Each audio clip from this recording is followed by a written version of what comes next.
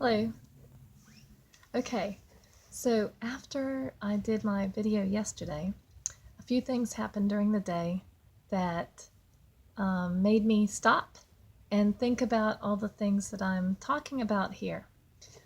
For instance, my neighbor backed up into the fence on my property around my blackberries and knocked down the fence. And normally I would have probably run out the door and asked, "What is it? What are you doing?" Looked at the berries and was all anxious. And at that moment, when it happened, I actually saw it from my kitchen window while I was doing dishes. I took a deep breath. I said, "God, you're in control. I'm not going to worry about this." I just talked about how we include God with everything.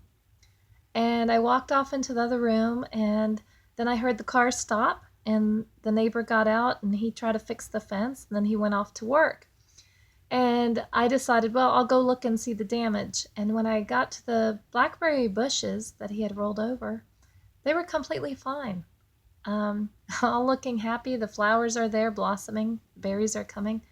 And the fence was bent a little, but not bad. And I realized I really do have to let God work.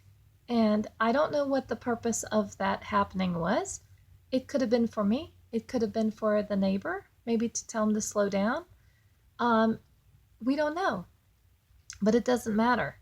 Then later on during the day, about a couple hours later, they came to fix the internet cable, and we realized that when they were working on the house, they had screwed through the wires, and the internet man was saying about how expensive those cables are.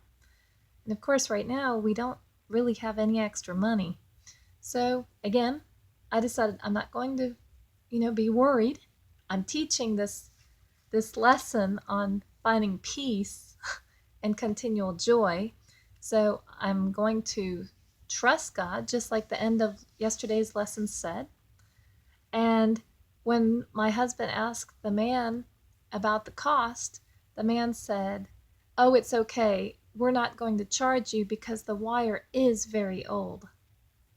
And that was another blessing. And I do think that those two lessons, things that happened, were lessons for me to really see that anything that happens during the day, anything, we have to include God. We have to.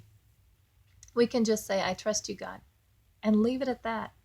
I also had a message from a very good friend of mine who might be watching this, and uh, I could tell that she was a little anxious about going to jury duty, and it got canceled, just like that. And I do think that the more that we learn to include God with everything, if something has to happen or we have to go through something, then God has it meant for our good. And if it's something that might happen, God can take it away very quickly if it's something bad. If it's something good, of course, He wants it for our good. So I'm basically saying that keep trusting God. When something comes up or when a bad thought comes in your head, push it away and say, "No, I trust God. It'll be okay." And when we do that, we give strength and power to God's force, to Him to be able to work in our lives. But when we worry about something and we make it worse, and we don't leave room for God to work. So today, with Brother Lawrence, I'm going to read right here where it says we should pray for God's grace with a perfect confidence that God never fails us. That's basically what I was saying. He always gives us light in our doubts when we had no other design but to please Him. So He knows we love Him. He knows we're trying to do the right thing. And He always gives us that little glimmer of hope that yes, it will work out for good. And it does.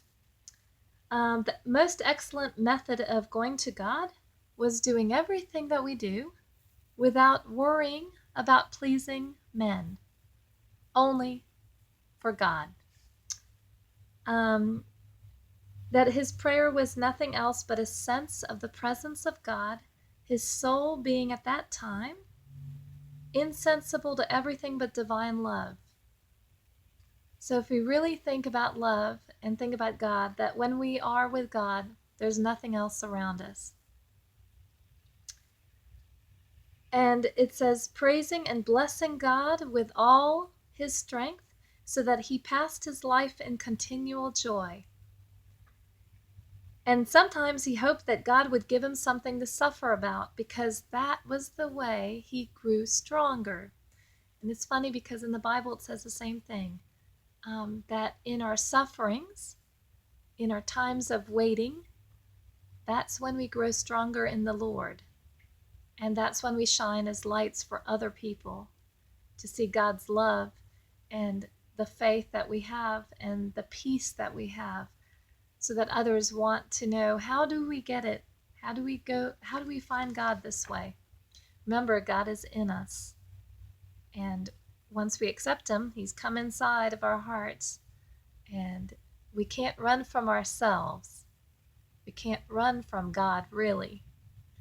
We can try to hide using addictions or people, but in essence, in the end, it's really us who we have to face, because God's in us and he lets us know. And we can push the little voice down for a long time. It'll still erupt in something. It'll sometimes be disease, anxiety, other problems, but we have to eventually face God and face ourselves, and then we get the peace, because we start knowing who God is and how much he loves us. And I want to leave you today with the thought that God loves you. He loves you very much. He knows what you're going through. He wants you to just trust him. Just lean on him.